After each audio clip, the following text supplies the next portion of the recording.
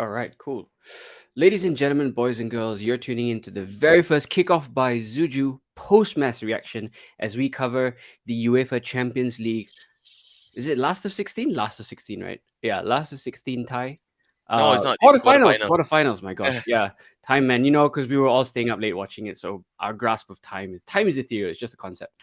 The first leg quarterfinal between Manchester City and Bayern Munich, which ended in a 3-0 victory for Manchester City. The goals provided by Rodri, Bernardo Silva, and Erling Haaland. So I have with me here Russell and Farid. What's up, guys? How y'all doing? Hi, how are you doing? Good, I'm good. good. I'm I'm good. doing good. A bit Yeah, tired from watching the match, but all good. yeah. Me too. Fa- Farid, y'all good? Okay, yeah. So here's the thing, guys. 3-0. It sounds authoritative, that scoreline. Sounds like there's no doubt about it whatsoever. What were your impressions of the match? Um, yeah, watching the match, I think it was Man City was just playing their game, normal possession base Mm-hmm. and pressing. I think it was more the mistakes. I was looking at it is I think Bayern was too the overcomplicating. I think the problem is when teams play like Man City, they think they want to play their own structure of football, but you can't outplay Man City, especially at the Etihad. They're gonna control possession, so you cannot play out the back. You cannot play your game essentially. You have to really tweak how you play, especially against Man City, because majority of the time you're not gonna have the ball. So it has to be a lot of discipline and taking your chances when you can and not making mistakes. So I think that's how the game essentially turned out to be. It was a lot of bar the first goal. I think the next two goals were just mistakes, I guess. Oh yeah, I mean Bayern looked timid. I never thought that I would ever say this about a German side, specifically Bayern Munich, that they looked timid.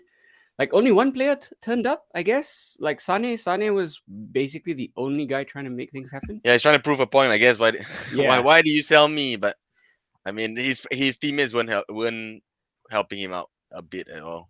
It was yeah, all like I was just looking at him. He's just taking shots from outside the box constantly, trying and trying. And I feel that also was a problem because if there was not much interplay between the Bayern guys, it was just like individually trying to do something themselves. It wasn't really a team collective effort trying to yeah. beat Man City. It was like, okay, let me try to take a shot here or here, like or dribble pass. It was not like let me cut them open. So I think that cost them a lot. Oh yeah, definitely. Farid, what do you think? I think from my end, when I was watching the matches and so looking at the highlights, it seemed quite even up until the second goal. I feel like, Mm, yeah, Sunny did take those pot shots, but then uh, Bayern was still pressuring the Man City defense quite a bit. I guess the pressure really told towards the end because, like what Russell said, like the mistakes that out of defense, aside from the two goals, there were quite a few uh like very scary moments in defense when you're just trying to pass out of defense and the press from Man City was just insane. Oh, Haaland nearly got Sommer like within the first 10 minutes, right?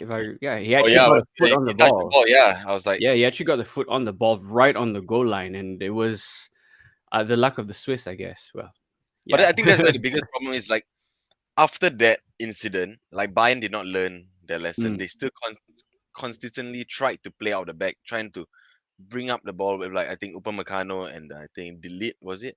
I think Delete. hmm. But Man City are so used to it because they play that way, so they know how to counter press against teams that want to play out the back. So like an example of how like Manchester United they changed the first time they played against Man City when they lost 6-3. Yeah. They tried to play and at the start they tried to play out the back, they tried to play out the back, but you can't because you're playing against like the masters of like possession football where they know how to play out the back, so they Mhm. know what's how to counter reactive to playing out of the back. So the second game when United played them, they just went long. I think the Yeah. trick against Man City is you scrap that philosophy of trying to outplay them. You have to play discipline and just attack them when they fully commit because they always leave guys behind, like one at the back. You have to counter attack them.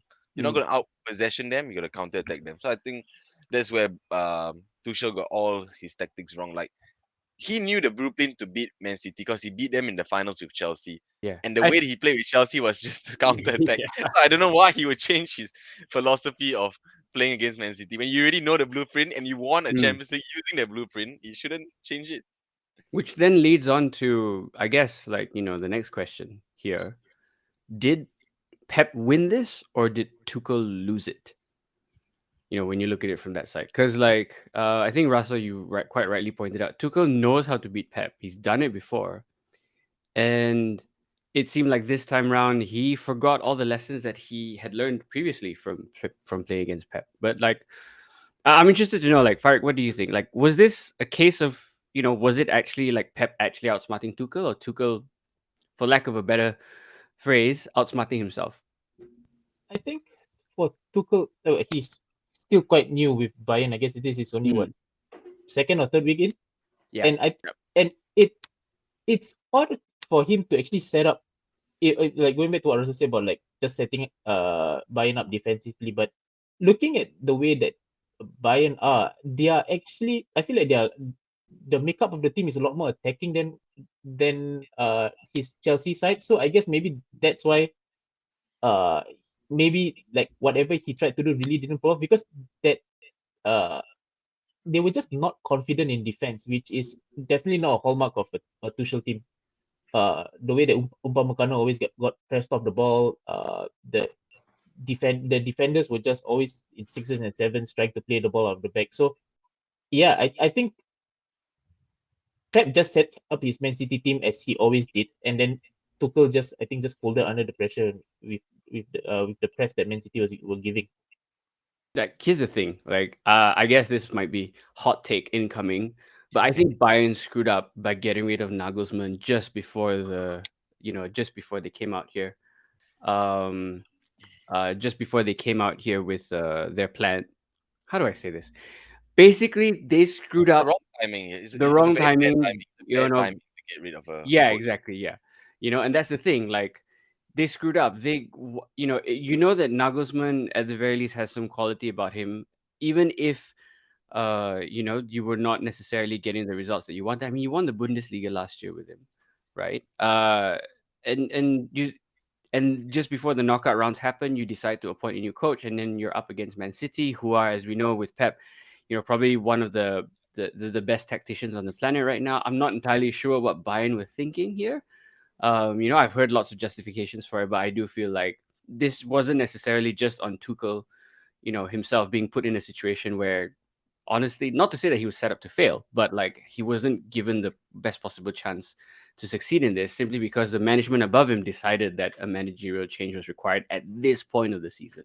So yeah, that's my hot take, guys.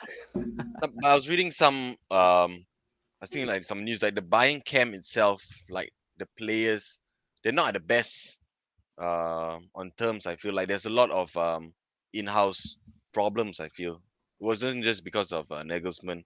Like there Yeah, was a lot of conflicts within the camp itself, which for a new manager coming in is not going to help at all. When no, there's no cohesive environment, it's going to cause a lot of problems, and you can't get your philosophy out as soon as you want, when like if nobody is like on good terms. So like I feel like Tuchel coming in, he's already started very badly because he's out of the DFB Pokal. yeah, They lost to Freiburg, yeah, and now he's on the brink of getting knocked out of the Champions League, yeah. which isn't, yeah. And if for Bayern, like if for them to sack Nagelsmann, like Mhm. this is not the right way. That like the new manager's just gonna get you kicked out of two tournaments, and one of it, the DFB Pokal. I think like every year they're like Mhm. favorites to win. Like it's not even like a challenge for them. It's just like okay, extra silverware like on top of whatever big major prize they get. So yeah, like going back to your question, like Pep just played Pep like Man City just played the game. Like Pep said enough, just play the Man City way. Mhm. But like Tuchel overcomplicated it, couldn't get out his tactics time. Like the defense is so surprising that they perform badly because they set up with Davies, Ligt, Upamecano, and Pavard. My bar Davies, right? The other three are centre backs. Like Mm. Pavard started off as a centre back, Correct. turned into a right back, but he's a defensive right back, even though he attacks, but I feel like he's more of a defensive right back. But those three I would trust to hold the line at least, like not really to, I mean, they can play. They're good on the ball, but they're more of like powerhouse and like especially Ligt and Upamecano. They're built for that tackles and stuff. Not really on the ball. I don't see as Upamecano as a on ball centre back. He doesn't. When I The watch him on the destroyer. ball, he gives me a lot of fear because he looks so clunky on the ball. Like he can't dribble. Mm. Like a few times I saw him taking touches. I was like, just get the ball out. It's like when I was watching Harry Maguire on the ball. The same thing. Like they're not comfortable. You cannot force someone to be comfortable on the ball when they're not used to. And then Man City immediately identified that and they kept pressing him. Like Grealish got the ball off Upamecano. Grealish is like half the size of Upamecano and he managed to push him off the ball. You see, that's the problem. Like when you're not good in the ball, like speaking Mm. from like experience, like a goalkeeper, when you're not good in the ball, they're gonna continue to press you because you're gonna be so uncomfortable, which is gonna lead to mistakes. Even though maybe you don't kick the ball Mhm. to a opponent, you Yeah. might maybe kick the ball out, then they get a throw and they start to attack from there. The Mhm. attack starts way higher when you're so uncomfortable at the back. Because they're like, okay, once he gets the ball, this player gets the ball, I'm gonna press. Never mind, if we don't get the ball, we're just gonna continue pressing, make him so uncomfortable that he's like not in the right state of mind during the game. Which clearly that what happened, and then they scored the goal. Yeah. Once 2-0, it was basically over. And Etihad, no way you're coming back. Well, unless you're Manchester United in 2017 with Jose Mourinho and Paul Pogba, but that is a Yes, that's a different different story. Yeah, topic for another time. Yeah, I mean, okay, so that's the thing though. Like, they once they set the pressing traps. It was lovely to see actually, but then that's of course the hallmark of a Manchester City team. Like they yep. lull you into a false sense of security, and then you go to pieces yourself, like what happened to Upamecano in that second goal. So guys, on to the last thing I guess that we're going to talk about today, and that's like, where does this Bayern team go from here, right? Is the tie over for Bayern Munich? Like, can they come back from this? Farik, go. I I think they could possibly come. I'm not ruling it out. We've seen weirder things happen. Like the we've seen Barcelona do it before. Like Roma the did it before as well, the same yeah, stage. The The the Roma, the did miracle Real of Madrid Rome. come back? Like Real Madrid was no, that's Chelsea tried to come back, but I think yeah, it's possible. Yeah, yeah. Hmm. And I think it since Bayern are playing at home in the second leg, that's the big wild card in this equation. Like Yeah. we you can't deny the attacking talent that Bayern have. I mean, with like Musiala has like what 15 goals, 10 assists this Mhm. season. Sane, we saw he was up for it against Man City last night, and Mhm. Coman and Nabri. There is that front four is quick and would could put pressure on the Man City defense. So Mhm. I wouldn't rule out them scoring goals against Man City, but whether they can score 3 goals and keep a clean sheet, if Upamecano plays the same way he did last night, I guess it's gonna be a tough battle for them. But I'm not ruling it out. Okay, Russell, your take. I think it's over. I think it's over. No, like first of all, I'm not sold on that Bayern front four. I mean they perform Okay. well in the Bundesliga, but that's another story. That the Bundesliga is not at the level where you really push yourself to the limits to really push your team. Like I'm not sold on them not having a proper number 9. Like Hmm. Choupo-Moting, come on, like Choupo-Moting, it's not it's not a Bayern player. Oh, but It's he's been like been doing well yeah, in the but he's been system doing that well Bayern have. because Yeah. it's maybe the support around him, but he's not. I mean, against the top Mm. club, you don't want a guy of like Choupo-Moting to play against Man City. Like I don't like Bayern are always surrounded themselves with a proper number 9, Lewandowski, Miroslav Klose, Hmm. Mario Gomez. Hmm. Like Nabry played as number 9 yesterday. I think was Played as a false nine, if a false anything. 9, but like I didn't see him really testing that Man City defense, and the Man City defense played with 4 centre backs. The defense made up was 4 centre backs: Eke, Akanji, Diaz, and Stones. Hmm. And if you can't give them a tough time, it's a big problem because if like you're supposed to outpace them, you're supposed to keep on going down the wings. But if they can go down the wings, but there's no one to in the middle that is a target man, a poacher, somebody to finish off the chances. There's no ice, I mean, there's nobody like that Yeah. with that killer Hmm. instinct in the box. If there was a Lewandowski in Bayern Munich still, I say they have a chance because they Yeah. create. I feel like in the wing they can really do well down the wing, but I don't see where the goals are gonna come from. I mean, Allianz Arena is gonna be 99% Bayern fans because Man City got no fans. They're gonna travel,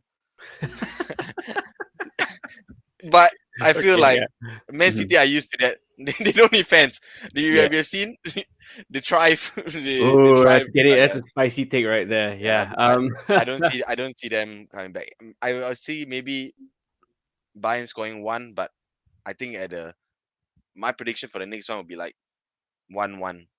I don't think Man City fumbles this. They don't, especially on this kind of big of a stage, and them wanting to win a Champions League so badly. I don't think they're gonna fumble. Yeah. Fair enough. I mean, I think that Bayern are going to win because they absolutely have to in front of their own fans, but it won't be enough. Probably go for a 2-1, or yeah, probably a 2-1. The closest that it could possibly go is maybe, the 2-0. That's it. Like, I don't see Bayern coming back from this unless, we have another miracle in Rome, right? Or another unforgettable night in Paris, right? Mm. Like one of those crazy, crazy ass Champions League nights. It's just that, like, I don't. I'm not even sure Tuchel is even the right fit for Bayern as a coach right now. He just seems to be one of the better coaches that are available at this Yep. moment in time, right? And it's sort of like a marriage of convenience.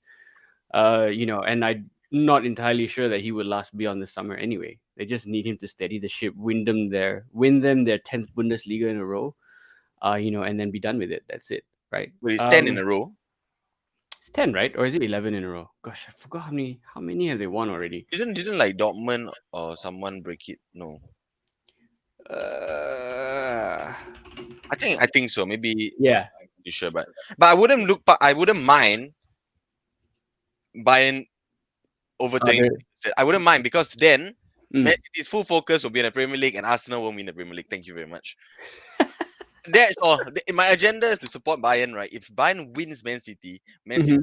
has the Premier League to compete in, and they are gonna win every game possible, and Oh, they're gonna win the league. I mean, but Sorry, I'm like, sorry, all the Arsenal fans, but I just don't want y'all to win the league. Thanks.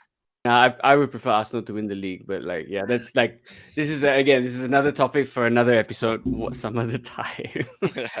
Okay, guys, wrap up your thoughts here. Okay, Russell, we've heard your prediction for the next leg. You've heard my prediction. Farid, what's going to be your prediction for the second leg, City I versus actually, Bayern?